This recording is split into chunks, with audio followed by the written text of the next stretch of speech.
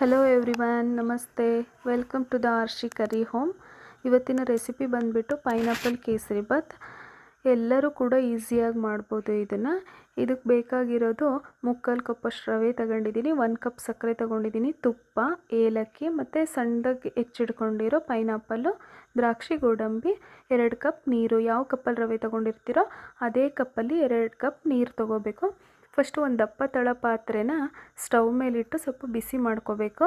ಒಂದು 2 ಮಿನಿಟ್ಸು ಬಾಣಲೆ ಕಾದಾದಮೇಲೆ ತುಪ್ಪನ ಹಾಕಬೇಕು. ನಾನಿಲ್ಲಿ 4 ಸ್ಪೂನಷ್ಟು ತುಪ್ಪನ ತೊಗೊಂಡಿದ್ದೀನಿ. ಬಾಣಲೆ ಕಾದಾದಮೇಲೆ ಫ್ಲೇಮ್ನ ಸಿಮ್ಮಲ್ಲಿ ಇಟ್ಕೊಳ್ಳಿ. ತುಪ್ಪ ತುಂಬ ಬಿಸಿ ಆಯಿತು ಅಂದರೆ ರವೆ ಹಾಕಿದ ತಕ್ಷಣ ರವೆ ಸೀದೋಗುತ್ತೆ. ಅದಕ್ಕೆ ಸಿಮ್ಮಲ್ಲಿ ಇಟ್ಕೊಂಡು ತುಪ್ಪನ ಬಿಸಿ ಮಾಡ್ಕೊಳ್ಳಿ. ನಾನಿಲ್ಲಿ 4 ಸ್ಪೂನ್ ತುಪ್ಪ ಹಾಕ್ತಾಯಿದ್ದೀನಿ. ತುಪ್ಪ ಬಿಸಿ ಆದಮೇಲೆ ದ್ರಾಕ್ಷಿ ಗೋಡಂಬಿನ ಹಾಕಿ ಚೆನ್ನಾಗಿ ಫ್ರೈ ಮಾಡ್ಕೊಳ್ರಿ. ಕಂದು ಬಣ್ಣ ಬರೋ ತನಕ ಫ್ರೈ ಮಾಡ್ಕೊಳ್ಳಿ. ಅದನ್ನು ಬಾಡಿಸ್ಕೊಳ್ಳಿ. ದ್ರಾಕ್ಷಿ ಗೋಡಂಬಿ ಹಾಕಿ ಹಂಗೆ ಬಿಡಬೇಡಿ. ಒಂದು ಕಡೆ ಬ್ಲ್ಯಾಕು ಮತ್ತು ವೈಟ್ ಆಗಿಬಿಡುತ್ತೆ ಅದು ಗೋಡಂಬಿ.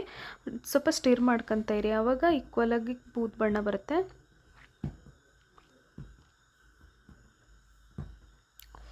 ಚೆನ್ನಾಗಿ ಸ್ಟಿರ್ ಮಾಡ್ಕೊತಾ ಇದ್ದೀನಿ ನೋಡಿ. ಇವಾಗ ಚೆನ್ನಾಗಿ ಫ್ರೈ ಆಗ್ತಾಯಿದೆ ದ್ರಾಕ್ಷಿ ಗೋಡಂಬಿ.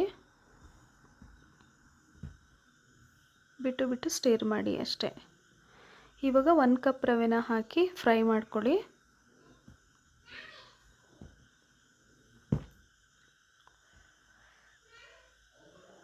ಫ್ಲೇಮ್ನ ಸಿಮ್ಮಲ್ಲಿಟ್ಟೆ ರವೆನ ಫ್ರೈ ಮಾಡ್ಕೊಳ್ಳಿ. ಹಸಿ ಸ್ಮೆಲ್ ಹೋಗೋವರೆಗೂ ರವೆನ ಫ್ರೈ ಮಾಡಿ. ಈಗ ರವೆನ ಫ್ರೈ ಮಾಡ್ತಾನೆ ಈ ಕಡೆ 2 ಕಪ್ಪಷ್ಟು ನೀರನ್ನು ಬಿಸಿ ಇಟ್ಕೊಳ್ಳಿ. ನಿಮಗೆ ಅಟ್ ಎ ಟೈಮ್ ಮಾಡೋಕ್ಕಾಗಿಲ್ಲ ಅಂದ್ರೆ ಮೊದಲನೇ ನೀರ ಕುದಿಸಿಟ್ಕೊಳ್ಳಿ. ಕುದಿಸ್ಬೇಕಾದ್ರೆ 3 ಲವಂಗನ ಹಾಕಿ ಅದರಲ್ಲಿ. ಏಕೆಂದರೆ ಕುದಿಯೋ ನೀರಲ್ಲಿ ಲವಂಗ ಫ್ಲೇವರ್ ಚೆನ್ನಾಗಿ ಬಿಡ್ಕೊಳ್ಳುತ್ತೆ. ನಾವು ಲಾಸ್ಟಿಗೆ ಹಾಕಿದಾಗ ಅದು ಅಷ್ಟು ಚೆನ್ನಾಗಿ ಬಿಡ್ಕೊಳ್ಳಲ್ಲ. ಇವಾಗ 1 ಕಪ್ ಸಕ್ಕರೆನ ಹಾಕಿ ಮಿಕ್ಸ್ ಮಾಡ್ಕೊಳ್ಳಿ. ಸಕ್ಕರೆ ರವೆ ಎರಡು ಚೆನ್ನಾಗಿ ಮಿಕ್ಸ್ ಆಗಬೇಕು. ಕೆಲವ್ರು ಏನು ಮಾಡ್ತಾರೆ ಅಂದರೆ ನೀರು ಕುದಿಸಾದ್ಮೇಲೆ ರವೆನ ಹಾಕ್ತಾರೆ, ಆಮೇಲೆ ಸಕ್ಕರೆ ಹಾಕ್ತಾರೆ. ಆವಾಗ ಅದು ಲಮ್ಸ್ ಬರೋ ಚಾನ್ಸಸ್ ಇರುತ್ತೆ, ಗಂಟಾಗ್ಬಿಡುತ್ತೆ. ಅದಕ್ಕೆ ನೀವು ರವೆ ಜೊತೆನೇ ಸಕ್ಕರೆನ ಮಿಕ್ಸ್ ಮಾಡ್ಕೊಳ್ಳಿ. ಆವಾಗ ನೀವು ಬಿಸಿ ನೀರು ಹಾಕಿದಾಗ ಗಂಟಾಗಲ್ಲ. ಈ ಕಡೆ ನಾನು ನೋಡಿ ಬಬಲ್ಸ್ ಬರ್ತಾ ಇದೆ. ಇವಾಗ ಈಗ ಬಬಲ್ಸ್ ಬರೋಕ್ಕೆ ಸ್ಟಾರ್ಟ್ ಆದಮೇಲೆ ನಾನು ನೀರನ್ನ ಮಿಕ್ಸ್ ಮಾಡ್ಕೊತಾ ಇದ್ದೀನಿ. ಇವಾಗ ಸಕ್ಕರೆ ರವೆನ ಎರಡನ್ನೂ ಚೆನ್ನಾಗಿ ಮಿಕ್ಸ್ ಮಾಡ್ಕೊತಾ ಇದ್ದೀನಿ ಸ್ವಲ್ಪ ಹೊತ್ತು. ಇವಾಗ ಚಿಕ್ಕದಾಗಿ ಹೆಚ್ಚಿಟ್ಕೊಂಡಿರೋ ಪೈನಾಪಲ್ನ ಹಾಕಿದ್ದೀನಿ. ಪೈನಾಪಲ್ಲು ಹೀಟಿಗೆ ಸ್ಮೂತ್ ಆಗಬೇಕು, ಮೆತ್ತಗಾಗಬೇಕು ಅದು ಪೈನಾಪಲ್ಲು. ಅಲ್ಲಿ ತನಕ ಸ್ವಲ್ಪ ಬಾಡಿಸ್ಕೊಳ್ಳಿ. ಅದನ್ನು ಚೆನ್ನಾಗಿ ಮಿಕ್ಸ್ ಮಾಡ್ಕೊಳ್ಳಿ. ಅದು ಹೀಟಿಗೆ ಮೆತ್ತಗಾಗ್ಬಿಡುತ್ತೆ ಪೈನಾಪಲ್ಲು. ಅಲ್ಲಿ ತನಕ ಬಾಡಿಸ್ಕೊತಾನೆ ಇರ್ರಿ ಅದನ್ನು. ಇವಾಗ ಈ ಕಡೆ ನೀರು ಇಟ್ಕೊಂಡಿದ್ನಲ್ಲ ನಾನು ನೋಡಿ ಹಾಕ್ತಾಯಿದ್ದೀನಿ. ಒಂದು ಕೂಡ ಗಂಟು ಬರ್ತಾ ಇಲ್ಲ ಅಲ್ಲಿ. ಆರಾಮಾಗಿ ಈಸಿಯಾಗಿ ಸ್ಟಿರ್ ಮಾಡ್ಕೋಬೋದು. ಒಬ್ಬರಿಗೆ ಫಸ್ಟ್ ಟೈಮ್ ಮಾಡೋರು ಒಬ್ಬರಿಗೆ ಹಾಕೋಕ್ಕೆ ಕಷ್ಟ ಆಗುತ್ತೆ. ಆವಾಗ ಇನ್ನೊಬ್ಬರು ಹೆಲ್ಪ್ ತಗೊಳ್ಳಿ. ಒಬ್ಬರು ನೀರು ಹಾಕಿದಾಗ ಒಬ್ಬರು ಸ್ಟಿರ್ ಮಾಡ್ಕೊತ ಇರಿ.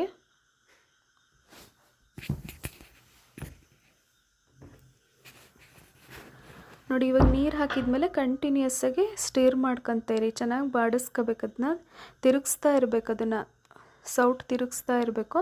ಆವಾಗ ಕನ್ಸಿಸ್ಟೆನ್ಸಿ ಹೆಂಗೆ ಬರುತ್ತೆ ಅಂದರೆ ತೆಳುವಿಂದ ದಪ್ಪ ಆಗೋಕ್ಕೆ ಸ್ಟಾರ್ಟ್ ಆಗುತ್ತೆ.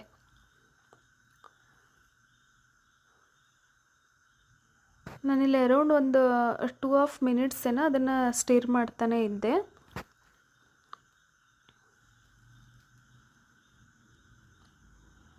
ಚೆನ್ನಾಗಿ ಸ್ಟಿರ್ ಮಾಡ್ಕೊಳ್ರಿ. ನಿಮಗೆ ಗೊತ್ತಾಗುತ್ತೆ ಅದು ತೆಳುವಿಂದ ದಪ್ಪ ಆಗೋಕ್ಕೆ ಸ್ಟಾರ್ಟ್ ಆಗುತ್ತಲ್ಲ, ಆವಾಗ ಗೊತ್ತಾಗುತ್ತೆ ನಿಮಗೆ. ತಿರುಗಿಸ್ತಾ ಅದು ಬಾಣಲಿಗೆ ಅಂಟಬಾರ್ದು. ಅದು ನಾವೇನು ಮಾಡ್ತಾಯಿದ್ದೀವಲ್ಲ ಕೇಸರಿ ಬಾತು, ಅದು ತಳ ಬಿಡಬೇಕು. ತಳ ಬಿಟ್ಟಾಗೆ ಚೆನ್ನಾಗಿ ಬಂದಿದೆ ಅಂತ ಅರ್ಥ. ನೋಡಿ ಇವಾಗ ನಾನು ಸ್ವಲ್ಪ ಗಟ್ಟಿ ಆಗ್ತಾಯಿದೆ. ಇವಾಗ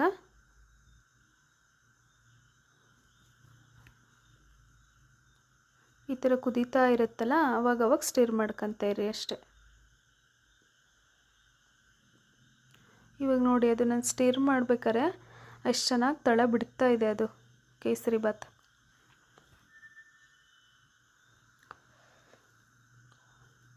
ನೀವು ಕೇಸರಿ ಕಲರ್ ಯೂಸ್ ಮಾಡೋಕ್ಕಿಂತ ಕೇಸರಿ ದಳ ಇದ್ದರೆ ಹಾಕಿ, ಇನ್ನೂ ಅದು ಟೇಸ್ಟ್ ಚೆನ್ನಾಗಿ ಬರುತ್ತೆ.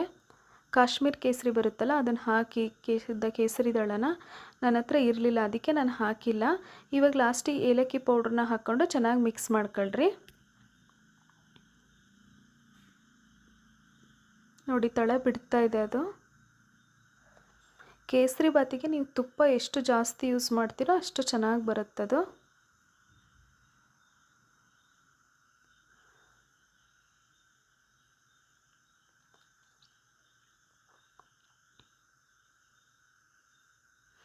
ಲಾಸ್ಟಿಗೆ ಸ್ಟವ್ನ ಆಫ್ ಮಾಡಿ ಒಂದು ಮುಚ್ಚಳ ಮುಚ್ಚಿ ಅದಕ್ಕೆ 5 ಮಿನಿಟ್ಸ್ ಬಿಡಿ. ಈಗ 5 ಮಿನಿಟ್ಸ್ ಬಿಟ್ಟು ತೆಗಿತಾ ಇದ್ದೀನಿ ನಾನು. ನೋಡಿ ಈ ಥರ ರೆಡಿಯಾಗಿದೆ ಕೇಸರಿ ಬಾತ್.